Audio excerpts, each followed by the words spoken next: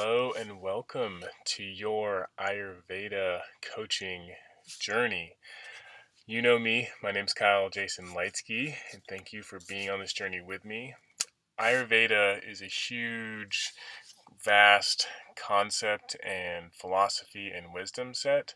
So I wanted to create this video to lay a foundation in understanding what Ayurveda is in a way that we can understand it and where does it come from, both in the geographical sense, but more importantly in the philosophical sense at this time. So that's what I'm going to focus on in this video here. It has a philosophy called Sankhya philosophy, and I'll show a visual and dive into that. But I also want to start with what is it? What can we think of it as we grow into understanding it further? How to apply it, and how is this useful in our lives? Because any philosophy is irrelevant if it's not applicable. So I'm going to start with there. So let me share my screen to bring up a little bit of this. So on my website, if you go under Kyle in the frequently asked questions sections, I have a what is Ayurveda. And before you kind of read all that, I'm going to start with Ayurveda is a holistic health and life system. It is at least 5,000 years old in terms of the Sanskrit texts that were written, but it was believed to be known and passed on orally for thousands of years beforehand. So it comes from India. Geographically, how I understand it is it comes from the Himalayan mountains, the Vedic rishis, as they were known, like seers, understanders, like I think they were maybe sages, just really wise individuals in the community went to the Himalayas to really grasp and receive this knowledge from their God, from their higher power, from the creator, so that it could be written and passed, because they noticed that a lot of it was starting to be forgotten or harder to implement. There's a lot of theology around that, which I don't know everything of. But Ayur means life, comes from Ayus in Sanskrit, means life or longevity of life, and Veda means wisdom, knowledge. Some people refer to it as science. But this wisdom is, while the science that is applied to it and is understanding it, it's so much older than the science we think of and the scientific method that's only a few hundred years old. So Ayurveda is thousands of years old, comes from India. It means life wisdom. My teacher, Mamta Landerman, I love how she talks about is it's a living wisdom. There is methodology, there is science to it, but it's a living wisdom. So as I coach you through it, as we go through it, that's the art of it, is understanding the philosophy, understanding the wisdoms, but being able to live it. It's an art form to live it and flow through life with these wisdoms. So as you can see here, I have Mamta, and this is your link to Mamta. Has a beautiful short video on YouTube that I love where she talks about it, because Ayurveda is a life wisdom, and it comes from this philosophy that we are spiritual beings in a physical reality, that we are all part of a collective, but we are unique in our nature. So and Ayurveda has a unique lens on our health and longevity. It has 4 goals: to cure disease, prevent disease, promote health, and then promote spiritual liberation. So that final goal is tied with its sister system, yoga, that comes from the Vedas. And yoga, more so than the asana pose physical practice of yoga that we know in the West, but the full scope of yoga in union with source, with creator, with each other, how I understand it. So that having that if we have to be healthy first before we can meet liberation, become unionized. And I've been taught that in India, traditionally, you had to understand Ayurveda before you could pursue yoga, become a yogi, because you had to be able to take care of your physical body in your vessel so that you could be healthy and reach your physical liberation, your spiritual liberation, because you can't do that if your vessel, your body is healthy. So that's where it comes from. Ayurveda as a practice looks to address the individuals as these unique wholes, as these whole beings with spirit, mind, and body, to address the symptoms, the dis-ease, the imbalance that we're facing at any one given time. So it's a holistic nature and it's subjective in its application, that for whom and when is a question that it's always asked. It's not generalized or objectified like modern science, which tries to say what's best for the general population, and then do this. So it's very specialized in its nature. So those are some things that really drew me to it. And now I'm going to show you the Sankhya philosophy here. Let me put my screen up and I'll zoom in. So this diagram, oopsies, little gymnastics. This diagram here comes from, I believe, Dr. Vasant Lad. Here's a book. Oh, my zoom. Let me unblur background. Ayurveda, The Science of Self-Healing by Vasant Lad. This is in my resources. This is a book that's in my resources on my website. That was one of the early books that I started studying on my own. Has a overview of a lot of Ayurvedic concepts, but if you want to dive deeper, you can do that.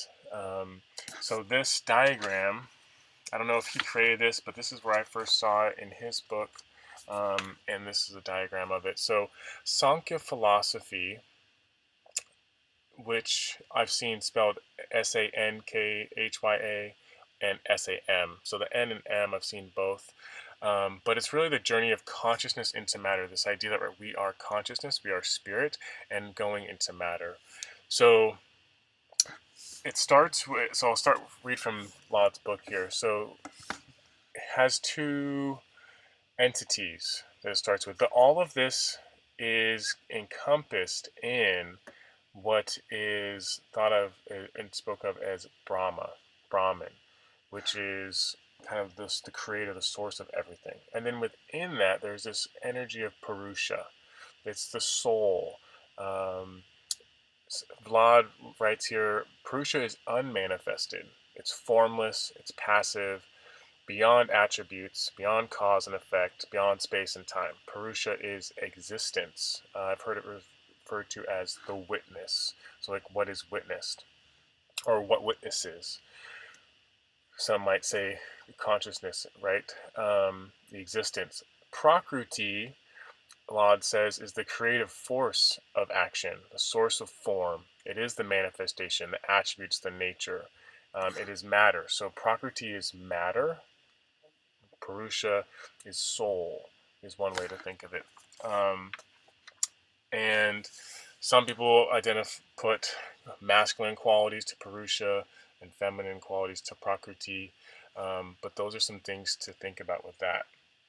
Now, the philosophy is that these existed, and then when they met, that's when the convergence of it, and how I understand it is this is the Om, the first creation, the sound of Om, perhaps the Big Bang that we think of, where consciousness and matter and their qualities start to intertwine. Okay, then that comes into what is Mahad, or Buddhi. This is collective consciousness. This is our intellect. This is our awareness that we have. It's part of the collective. So there is spiritual collective consciousness that is all knowing. It is all powerful. It has all the awareness and it has all the matter to manifest and witness that manifest, so to speak. So that is the Mahad. So everything from Mahad above is more in the spiritual, etherical plane. And when it comes from Mahad to Ahamkara, there's an imaginary line here. And anything kind of beyond this is said to be more on the physical plane. And the Ahamkara is going to be a little twister, because some of this you might think is not physical, but that's how I was taught it, is it's in the physical plane below here. So from Mahad, from the spirit, from the collective consciousness, there is this passing through, right, into this ahamkara. Ahamkara is known as the ego, the I, or as a teacher I have referred to it as the false I, or like the Mahad is the collective I, spiritual I. Ahamkara is our ego, right? So we need ego to understand and protect us in this physical reality that we're going into. But there also this line that we pass through here is also seen as the first dis-ease. It's the first forgetting of where we come from. Now, we don't ever completely forget. There is this kind of, I like to think of it as umbilical cord keeping us connected to our intelligence, to our source, but it is a forgetting that we have to have, because in order for us to kind of witness ourselves, there has to be this kind of out of body experience, so to speak, right? So that's part of this philosophy here. This is also where in this idea we come into this physical reality where our dharma is decided. There's karma here, um, and what is the energy of this life that we're taking. So like Vedic astrology would also kind of probably be really big in terms of this aspect from how I understand it. So that's the ego. This is where like our contracts come in. What are we going to do in this life? What are we here to work on? What are the experiences we're setting ourselves up for? So I'm going to pause this video here.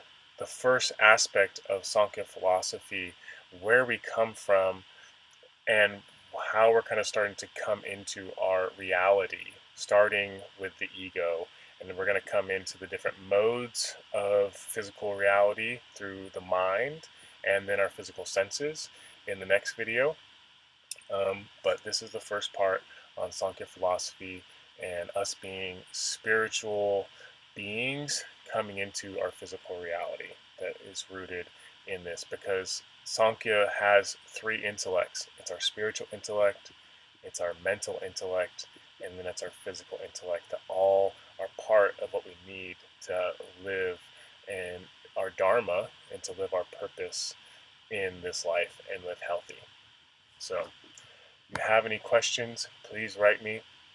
On my page in the FAQ, there's some more resources, links to some videos, and then a nice Banyan article. Let me see if I can exit out of this full screen. I'm having trouble with that. Oh, here we go. Let's see. I just want to escape. There we go. Well, I'm going to stop share. On the website, you can find a resource to Banyan Botanicals, which I'm affiliate of. They have a good article explaining Ayurveda as well. The video from my teacher, Mamta Landerman. I love that. It's a few minutes explanation about Ayurveda. And I'm going to go into more details of the Sankhya philosophy in the next videos as well. So, hope this is helpful. Write down any questions. I'd love to hear how you're thinking and any connections you're having, or just like how is this, can you elaborate on this? So let me know as we meet next.